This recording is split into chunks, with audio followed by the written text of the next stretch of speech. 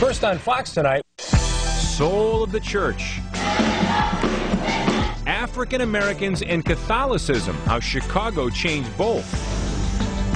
1 billion Catholics in the world, a quarter of them of African descent. But here in the U.S., African Americans make up less than 5% of Catholics.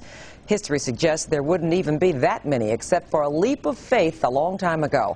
One parish modeled a relationship between blacks and the Catholic Church that brought light to both.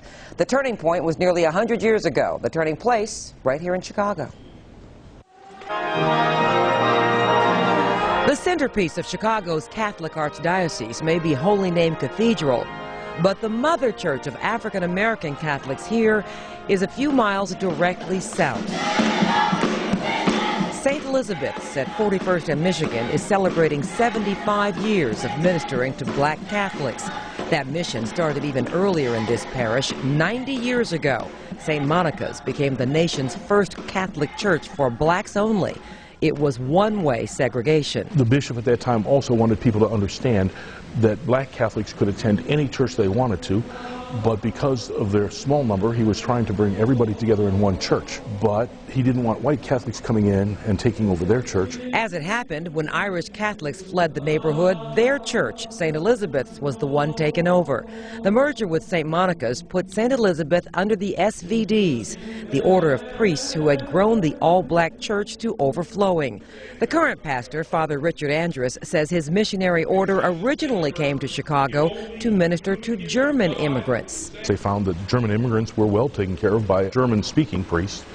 And so one of the areas where they found there was a great need was with African Americans. Nobody was working in their community. Mission revised for priests from the Society of the Divine Word, called SVDs for the Latin acronym, since 1918, bringing Catholicism to African Americans.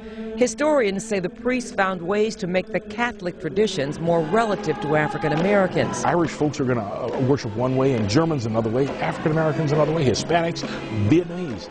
You know, but it's all the same God, the same church. Being foreign-born, the SVD priests did not tend to suffer from the racial prejudice so prevalent here, even in the church. From this parish, they spread the mission nationwide to educate, empower, and evangelize people of African descent. Are you Catholic?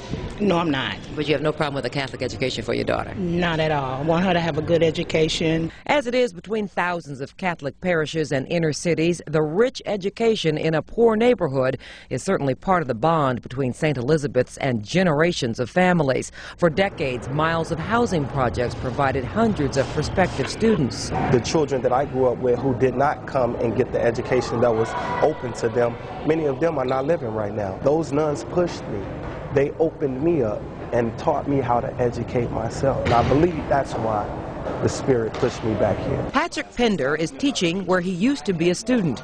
He believes the Catholic Church has more to offer African Americans than just good schools for their children. The Catholic Church is very powerful, and it goes all the way back to antiquity times.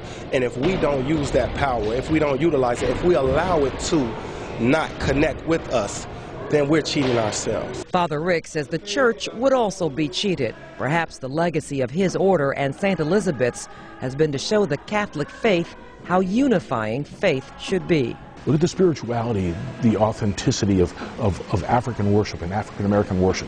And there's a history that's there. And so, yes, the church needs that. Now with the changing State Street corridor, those big public housing projects coming down, St. Elizabeth's is again serving a changing neighborhood. The church and the school could be one of the assets for new residents who in turn would bring new resources to the parish. And of course, that's exactly what they need, Mark, because at one time they had 400 students at the school in the mid-'80s, now 250 because those housing projects have come down. And it's a familiar story all across Chicago with a lot of Catholic parishes. Right. They're shrinking and fighting for dollars and people. Well, if they get people who have a little more money moving into the area because it is gentrifying, then they'll be more viable because right now it costs them $3,900 per student to educate per year, but they only charge $2,200, and many can't pay that. Right. So they need to, kind of increase the resources and keep it as a have some full-price students coming. Yeah, exactly. So anyway, good job they're doing down there still after all these years. Still ahead, it's a toxic mystery.